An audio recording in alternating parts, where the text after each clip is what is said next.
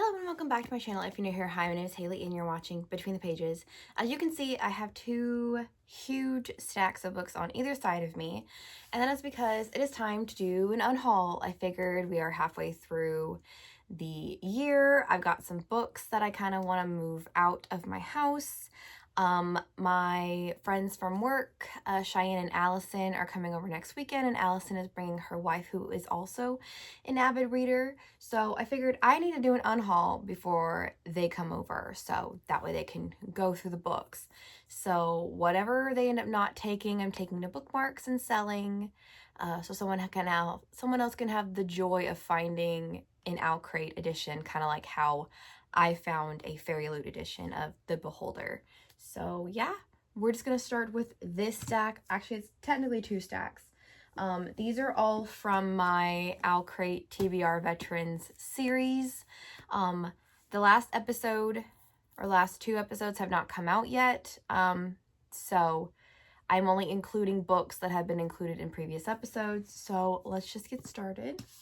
First, we have The Ivory Key by, not even gonna pronounce that last name, but that's who it's by.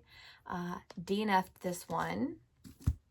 Then we have Crown of Feathers by Nikki Palpretto, another DNF of the series.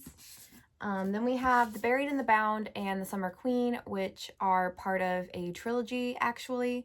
I don't know if Crate's going to do a matching sequel to finish out the series, but I did read this one.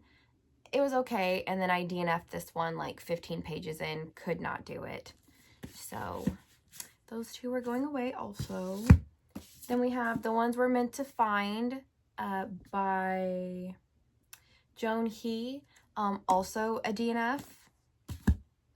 Then we have Sweet and Bitter Magic by Adrienne Tooley. I did enjoy this when I read it, but after I sat with it for a little while, I was like, yeah, I don't need this on my shelves. It's kind of just a generic YA fantasy. So for that reason, it's being unhauled. Then we have The Debts by Nicole L'Esperance. Again, I enjoyed this while reading, but I don't think I would ever come back to it. It's not really my brand of book because this is more like a YA horror almost, so not really my thing. Then we have Bone Crier's Moon by Catherine Purdy. I hated this book. If you want more of my thoughts, you can either go watch my review of it or you can watch the episode in which it appears. But yeah, good premise. Didn't really care for it. Then we have Ballad in Dagger by Daniel Jose Older. Again, I DNF'd this one. It reads a lot younger. I mean, the characters are supposed to be 16, 17, but it reads like they're 12 or 13. So I DNF'd this one. And then we have Sisters of the Snake by Serena and Sasha Nanua. Again, I DNF'd this one. Didn't really care for it. Witches Steeped in Gold by Cian and Smart. I liked kind of where this was going, but I don't like it enough to continue in the series. So for that reason, this one is being unhauled. Then we have Together We Burn by Isabel Ibanez. Again, I really enjoyed this book while reading, but again, I don't think I would ever reread or ever come back to it just because it's a dragon book and I'm not really a big dragon girly. So yeah, for that reason, I'm unhauling this one. Then we have Amber and Dusk by Lyra Celine. It had a good premise, it had a good beginning, but I do not like the main love interest. He is horrible. I don't see how these two could ever be together. So that reason I'm unhauling it. Skin of the Sea by Natasha Bowen. Again, interesting premise. But I got halfway through and was like, I don't care about these characters, so I'm gonna unhaul this one. Then we have Jade Fire Gold by June C.L. Tan. I knew going in that I probably wasn't gonna like this one, but I gave it a chance. I gave it halfway through, and I just was not interested in where the plot was going or who the love interest is and everything like that. And then we have My Plain Jane by Cynthia Hand, Brody Ashton, and Jody Meadows. Again, a lot of these, I like the premise. When I read the synopsis, I do like Jane Eyre. but I didn't like the sense of humor, and just things like that, and the whole like Ghostbusters like twist. Didn't really care for that. So for that reason, I'm unhauling this one. So then I have like 3 books that I bought for my I read aviator romances when I did my thing to do with Top Gun Maverick. So I did pull these off my shelves because I don't think I will ever go back to them.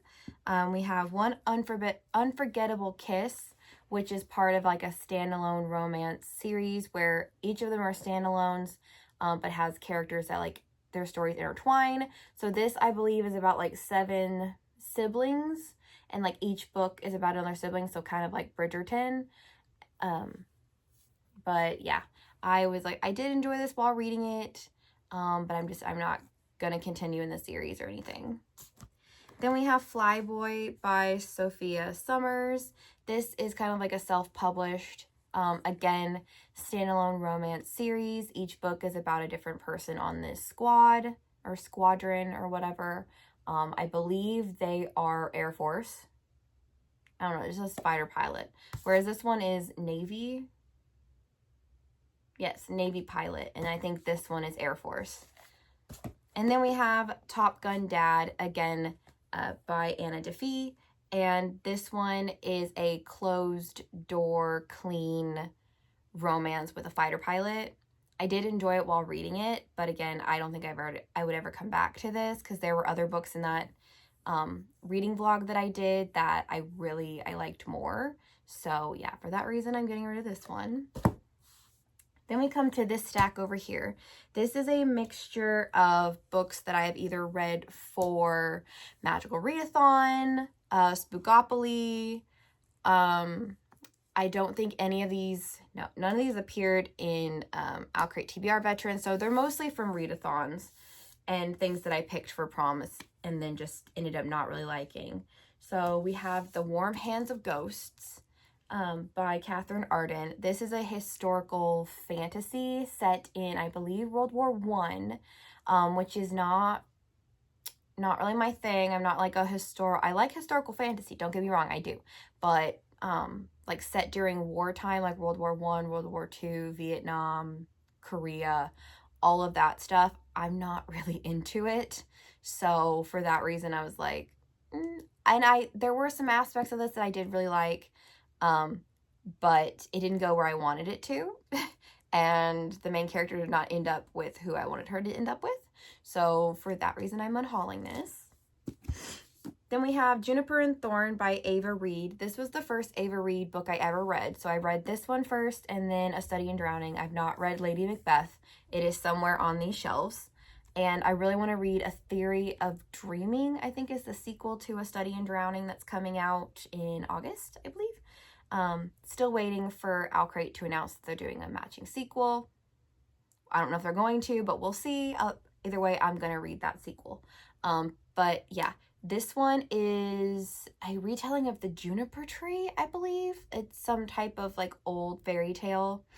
It does deal with things like sexual assault, like other dark eating disorders, other dark themes. I kind of read it and like didn't really get it.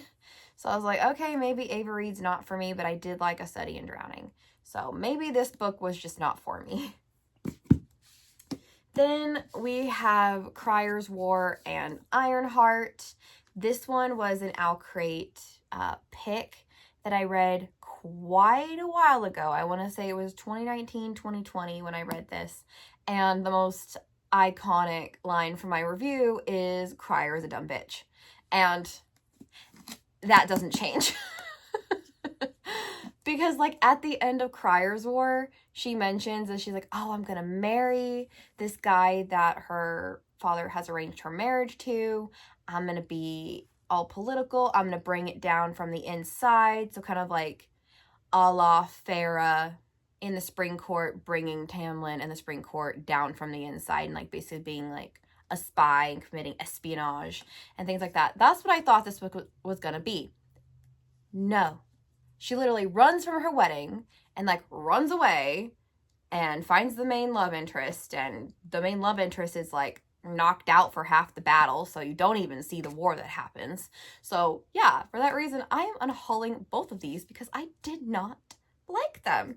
And these two books were the reasons why I did not think I liked sci-fi. I just did not like this particular brand of sci-fi. Since then, I have found sci-fi books that I actually really love, but these two, they're not it. Then we have Legendborn by Tracy Deonn.